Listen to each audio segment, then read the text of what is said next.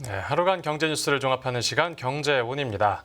로켓 배송으로 많은 이용자를 끌어모은 쿠팡이 계속 적자를 내다 작년에 처음으로 영업 흑자를 기록했습니다.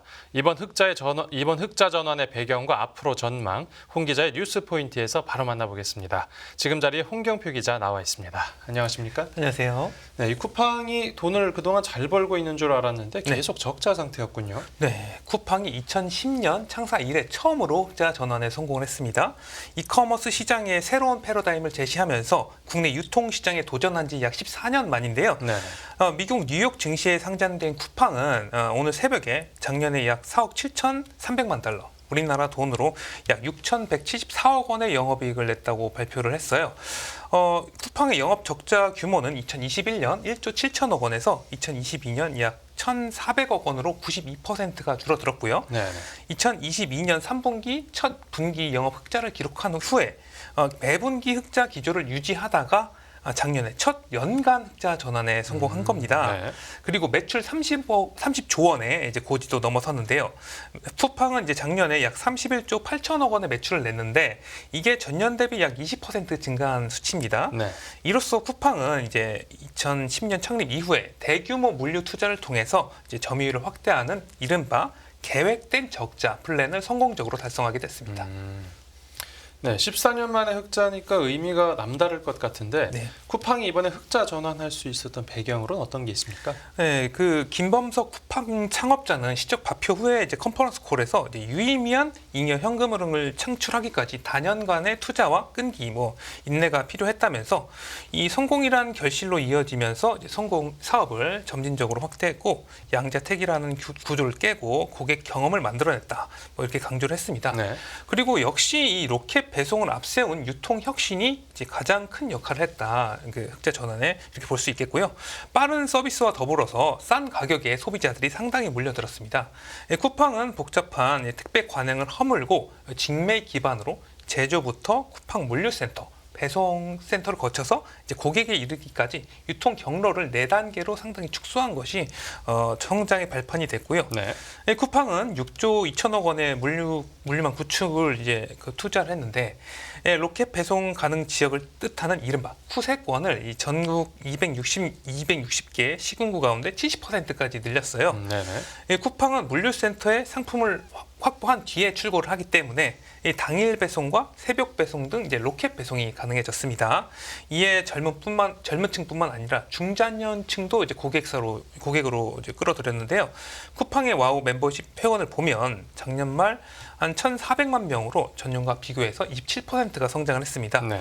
그리고 쿠팡 가운데서 55세 이상 비중이 17%를 넘어섰어요. 로켓 배송은 한번 이용한 고객이 계속 이용하게 만드는 락인 효과가 상당히 크기 때문에 네. 이 때문에 충성 고객 증가, AI, 로봇 등을 통한 효율성 강화가 이제 이번에 쿠팡 실적의 원동력으로 이제 분석되고 있습니다. 그리고 마침 전자상거래 수요가 좀 네. 폭발적으로 많이 늘어나기도 했죠. 맞습니다. 쿠팡이 이 이커머스 시장 성장세에 완전히 올라탔는데요. 코로나19 팬데믹 때 이제 오프라인 유통 업체들이 맥을 못 추는 사이에 쿠팡이 이게 치고 올라오게 된 것이죠. 예. 그 결과 국내 유통업계 시장 규모 순위가 기존에는 이마트, 롯데쇼핑, 쿠팡 순위였는데 이게 순위가 바뀌어서 쿠팡이 1위로 올라서고 이마트, 롯데쇼핑으로 재편되는 모양새였습니다. 네네. 작년에 이마트 매출을 보면 29조 4천억 원, 롯데쇼핑 매출은 14조 5천억 원이었는데요. 그런데 쿠팡의 작년 매출은 31조 8천억 원으로 이마트를 처음으로 추월했습니다. 이마트하고 롯데쇼핑도 온라인 사업을 하고 있는데도 네. 추월을 당했네요. 맞습니다. 네, 그래서 앞으로 전망이 중요할 텐데 이 전문가들은 어떻게 보고 있습니까? 지금 폭발적인 성장과 첫 흑자를 달성한 최고의 한 해를 보낸 쿠팡, 이제는 도전자에서 이제 벨트를 지켜야 하는 이제 챔피언의 자리에 올랐는데요. 네. 지금 강력한 도전자가 나타났습니다. 바로 이 중국 이커머스 업체인데요. 네. 지금 알리익스프레스와 테무 등 막강한 자본을 갖춘 중국 이커머스 바람이 국내 시장에서 상당히 거셉니다. 이들은 지금 압도적으로 저렴한 가격을 무기로 국내 시장을 장악하고 있는데요. 지금 40대 남성을 중심으로 국내 소비자를 거침없이 빨아들이고 있어요. 알리익스프레스의 지난달 월간 활성 이용자 수를 보면 지금 561만 명입니다. 1년 사이 2배가 늘었고요. 네네. 테무의 월간 활성 이용자는 지금 459만 명으로 집계가 됐는데 테무가 지난해 8월 처음 서비스를 시작했는데 지금 벌써 이렇게 치고 올라왔습니다. 네. 알리익스프레스는 지난달 4위, 테무는 6위에 국내에서 올라섰고요. 지금 쿠팡보다 빠르게 성장하는 이 추세에 많은 전문가들은 이 중국 이커머스가 국내 시장을 뒤흔들 것으로 보고 있고요. 중국 이커머스들도 지금 국내 유통시장 침투에 상당히 진심인 모습입니다. 네네. 알리익스프레스를 살펴보면 최근 판매 수수료 면제라는 파격적인 조건을 내걸었어요. 네. LG 생활건강, 아모레퍼시픽, 애경, 롯데 칠성 음료 등 이제 국내 업체 입점에 사활을 걸고 있는 상황인데요. 이 중국 제품에 대한 품질 의혹과 가품 의혹들이 불거지면서 이를 극복하기 위한 전략으로 풀이가 되고 있고요. 네. 또한 40대 남성 중심이었던 소비자층을 좀 다각하기 위해서 여성 의류도 지금 입점을 계속 시키고 있습니다. 네네. 업계에서는 기존의 이커머스 시장 판도가 네이버와 쿠팡 양대 산맥으로 좀 굳어지는 분위기였는데 지금 이게 중국 업체가 좀 치고 올라오면서 상당히 난전이 된 분위기고요. 국내 업체들이 긴장할 수밖에 없을 것으로 보고 있습니다. 네네. 이 중국과의 경쟁도 경쟁이지만 그 쿠팡 자체적으로 해결해야 되는 문제도 있겠죠. 맞습니다. 지금 소비자들이 상당히 나쁜 기업에 민감해요. 지금 쿠팡이 싸니까 빠르니까 쓰고 있지만 만약에 나쁜 기업으로 낙인 찍히면 쿠팡이 지금의 자리를 유지하지 못할 수도 있습니다. 네.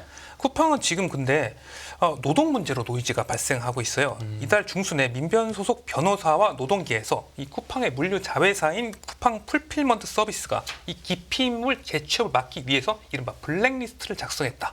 이런 의혹을 이제 제기를 했어요. 예. 이에 쿠팡이 이 의혹 제기자를 명예훼손으로 고소를 했습니다.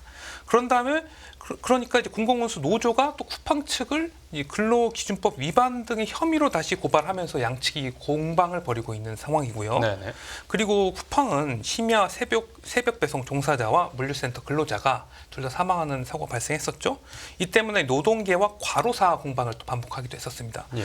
그리고 지금 주요 제품 납품가를 둘러싸고 CJ제일제당과 또 싸움을 벌이고 있는데 어떻게 보면 지금 시장에서 트러블 메이커로 좀 유명하기도 하죠. 이 같은 성장통도 앞으로 이제 쿠팡이 극복해야 될 과제로 분석되고 있습니다. 네, 알겠습니다. 네, 첫 번째 뉴스로 쿠팡 실적 관련 이야기 들어봤고 다음 뉴스 보겠습니다. 네, 애플 10년 공들인 자율주행 애플카 포기. 이 애플이 스마트폰에 이어서 자율주행 자동차도 개발 중이었다라고 알려졌는데 네. 최근에 이 프로젝트를 접었다고요? 맞습니다. 애플이 10년간 공들였던 이 자율주행 전기차인 애플카 개발을 결국에는 포기를 했는데요. 네. 애플이 전기차를 연구해온 조직인 스페셜 프로젝트 그룹을 해산할 예정이고요. 네. 이런 사실을 내부적으로 프로젝트에 참여하고 있는 약 2천여 명의 직원에게 전달했다고 알려졌습니다. 그리고 애플 고위 임원들이 최근 몇 주간 개발 중단 결정도 내렸고요. 원래 전기차에 있던 직원들은 AI 조직으로 좀 옮겨갈 것으로 알려졌습니다. 네, 워낙 이 비공식적으로 개발되고 있어서 네네. 소문만 무성했는데 맞습니다. 이 그동안 회사 내부에서 애플카 개발이 어떻게 진행되었습니까? 사실 애플은 대외적으로는 애플카 개발을 공식적으로 하겠다 발표는 한 적이 없어요. 그런데 2014년부터 프로젝트 타이탄이란 이름으로 개발을 계획한 것으로 시장에는 알려져 왔습니다. 예. 그런데 이제 구조조정과 전략 변경으로 이제 계획이 지연됐었는데요. 당초에 애플이 2025년경에 애플카가 출시될 것이다 이렇게 보도가 많이 됐었는데 이게 한 번 더 미뤄져서 2026년으로 밀리고요. 또 지난달에는 애플카 출시가 2028년까지 미뤄졌다 이런 보도가 나오기도 해서 네. 이때부터 살짝 좀 힘들다 이런 분위기가 좀 느껴졌고요. 이 성능도 축소가 됐습니다. 당초 애플카는 완전 자율주행인 레벨 5 기술을 적용할 예정이었어요. 그런데 이제 개발 단계에서 고속도로에서만 자율주행이 가능한 레벨 4 단계로 이제 약간 기능이 낮춰졌고요. 네. 결국에는 운전자가 운전대를 잡아야 하는 레벨 2 플러스 시스템까지 낮아졌습니다. 네. 그러면 지금 사실 테슬라가 구현하고 있는 자율주행과 크게 다르진 않거든요. 네. 이 때문에 내부적으로는 애플카가 테슬라 모방 제품이 아니냐 이런 분석까지 나왔고요. 지금 만약에 보도된 대로만 나온다면 네. 그럼 이렇게 프로젝트가 난항을 겪으면서 애플카 프로젝트의 핵심 인력들도 계속해서 애플을 떠나는 모습이었는데요. 이 프로젝트를 이끌던 더그필드 책임자가 2021년 퇴사해서 이제 포드 자동차로 옮겼고요. 예. 지난달에는 하드웨어 엔지니어링 부사장도 퇴사하고 뭐 레이더와 배터리 관련 엔지니어도 계속 회사를 떠나는 모습이 보였습니다. 그래도 이 10년 동안 어떻게든 끌고 오기는 했는데 네, 그렇죠. 이 결국 최종적으로 애플카 개발을 접기로 한 이유는 뭡니까? 이 애플이 당초 생각했던 기술 구현이 생각보다 쉽지도 않고 이 투자 대비 이익이 생각보다 나오지 않을 것으로 예상이 돼서 애플카를 접은 것으로 좀 보이고요. 네. 애플은 한때 이 핸들과 페달이 없는 자동차까지 개발할 계획이었는데 오래전에 그 개념을 폐기하기로 했습니다. 지금 아까 말씀드린 대로 뭐 고속도로에서 자율주행하는 거라던가 뭐 이 정도 수준까지도 내려왔었는데 네. 또 급성장했던 이 전기차 시장이 최근 주춤하잖아요. 이것도 좀 한몫한 것으로 보이는데요. 높은 가격과 충전 인프라 부족으로 전기차 수요 부진 현상이 계속해서 이어지고 있습니다. 오히려 지금 하이브리드 차량 수요는 상당히 늘고 있는 상황이고요. 네. 애플이 그동안 애플카에 투입했었던 그 투자 재원이나 인력들도 있는데 이제 어떻게 되는 겁니까? 지금 오픈 AI의 챗 GPT 출시로 인해서 AI 바람이 상당히 거세게 불고 있지 않습니까? 그래서 근데 이런 상황에서 애플은 지금 경쟁자보다 뒤처지고 있다 이런 지적들이 시장에서 계속 나오고 있어요. 네. 마이크로소프트와 구글, 메타들은 뭐 계속 AI와 AI를 탑재한 제품들을 계속 내놓고 있는데 지금 애플은 이렇다 할 AI를 뭐 내놓지 않고 있습니다. 그 때문에 지금 최근에 주가도 계속 약세를 보이고 있고요. 네. 이 때문에 애플은 애플카에 배치됐던 엔지니어와 투자 자본 등을 이제 AI에 재배치할 것으로 예상이 되고 있어요. 예. 지금 AI 인력만 수천 명에 달할 것으로 예상이 되고 있고요. 지난 10년간 지금 애플카에 투자한 금액만 100조 원에 달하는 것으로 지금 분석이 되고 있는데 네. 이 금액을 만약에 AI에 돌린다면은 뭐 본격적으로 AI 뭐 개발에 나서지 않을까 이렇게 시장에서 보고 있습니다. 네, 알겠습니다. 오늘 뉴스 포인트는 여기서 정리하겠습니다. 잘 들었습니다. 감사합니다.